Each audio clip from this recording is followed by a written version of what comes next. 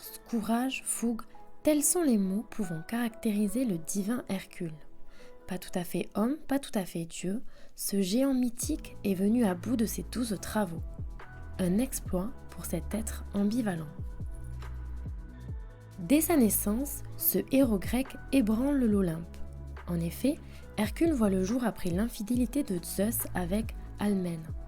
Cette trahison est très mal vécue par l'épouse officielle de Zeus, Héra, et déclenche sa terrible colère. Une nuit, la déesse s'attaque au petit Hercule en envoyant 2 serpents pour le tuer. C'est alors que l'enfant découvre sa force extraordinaire en venant à bout des 2 reptiles. Une aventure qui lui vaut le nom d'Héraclès, signifiant la gloire d'Héra. Devenu adulte, le demi-dieu épouse Mégare qui lui offre 3 enfants. Mais Héra, toujours assoiffée de vengeance, inflige à Hercule un coup de folie si grand qu'il tue sa femme et ses enfants. Inconsolable et pris de remords, le demi-dieu se rend à Delphes consulter l'oracle pour décider de son sort.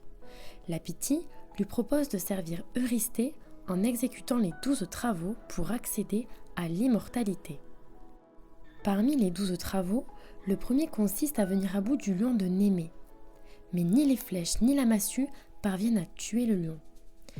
Réfugié dans une grotte à 2 ouvertures, Hercule ruse en bouchant une entrée et poursuit l'animal. Saisi par le cou, il l'étrangle. Victorieux, il porte la peau du lion sur ses épaules auprès d'Eurysthée avant de recevoir la seconde épreuve, tuer l'hydre de Lerne.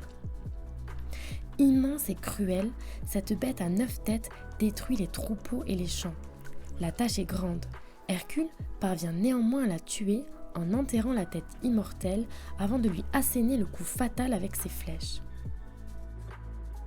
Pour le 3e des travaux, Hercule a suivi pendant 1 an la biche de Sérénie avant de la capturer.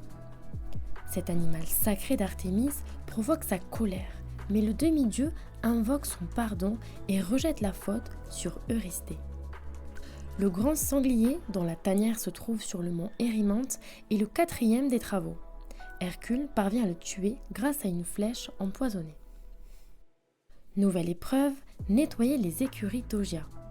Pour ce faire, le héros abat un mur et détourne 2 fleuves pour qu'ils traversent les écuries. Encore une fois, Hercule sort victorieux. Pour venir à bout du 6e des travaux, le demi-dieu demande l'aide d'Athéna. Il utilise alors les cymbales de la déesse pour chasser les oiseaux mangeurs d'hommes de Stymphale. Le bruit effraie les oiseaux qui s'envolent et périssent sous les flèches du héros. Hercule doit, pour la 7e tâche, ramener le taureau de Crète envoyé par Poséidon. Grâce à son courage inégalable, il dompte l'animal avant de le ramener à Eurysthée. Pour s'acquitter de son nouvel exploit, Hercule ramène aussi les juments de Diomède à Eurysthée. Mais il doit, pour l'épreuve suivante, rapporter la ceinture de la reine des Amazones Hippolyte. Une tâche difficile car Héra s'interpose. Le demi-dieu réussit malgré tout à échapper aux Amazones en tuant leur reine.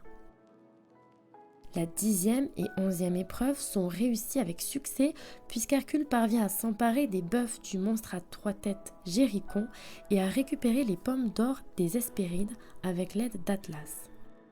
L'ultime des travaux est le plus difficile. Le demi-dieu doit ramener des enfers le Cerbère, le chien à 3 têtes et une queue de dragon. Hadès consent à le laisser partir seulement si Hercule n'utilise pas les armes, ce qu'il réussit. Une fois l'ensemble des travaux accomplis, le valeureux Hercule continuera ses célèbres exploits.